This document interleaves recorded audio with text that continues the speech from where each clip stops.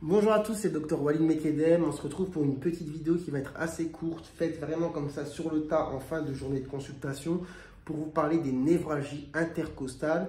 Parce qu'une fois qu'on sait que ça existe et à quoi ça peut être dû, ça peut quand même rassurer sur certaines douleurs que l'on peut ressentir au niveau de la poitrine. Parce que les névralgies intercostales, ça peut être des douleurs très douloureuses et intenses qui peuvent être effrayantes parce qu'elles se ressentent ici.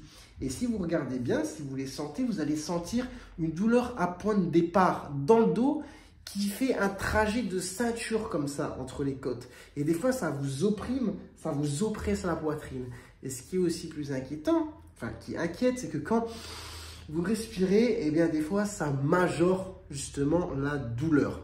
Et en fait, c'est dû à une inflammation à la racine au départ du nerf qui va ensuite suivre le trajet du nerf et donner cette douleur un petit peu en demi-ceinture, soit d'un côté, soit des deux côtés.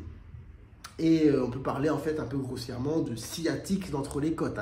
C'est un petit peu le même principe. Et qu'est-ce qui peut favoriser justement ce genre de douleur? C'est pour ça que je me suis mis au bureau. On va avoir des fois, vous allez voir des gens qui travaillent chez eux ou au travail et l'ordinateur n'est pas en face de leur chaise. L'ordinateur est de biais.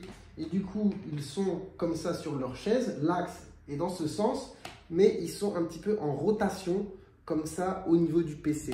Et on a là au niveau de la colonne, toute la journée, c'est de travers. Et ça peut favoriser ensuite ce genre de douleur. Donc, il faut essayer de travailler sur l'ergonomie au travail, mettre l'ordi devant ou alors bouger la chaise pour être vraiment dans l'axe. Et évidemment, il faut aussi privilégier le mouvement, souvent bouger, s'étirer, tirer les bras vers le haut pour décomprimer un petit peu les vertèbres. Vous pouvez aussi vous mettre comme ça sur le mur. Bon, là, je n'ai pas des habits qui me le permettent, mais voilà, de tirer avec les deux mains en avant pour bien étirer la colonne vertébrale. Faire ça régulièrement, se toucher les pieds, bouger en général. Et puis voilà, mais c'est important de le savoir, c'est intéressant.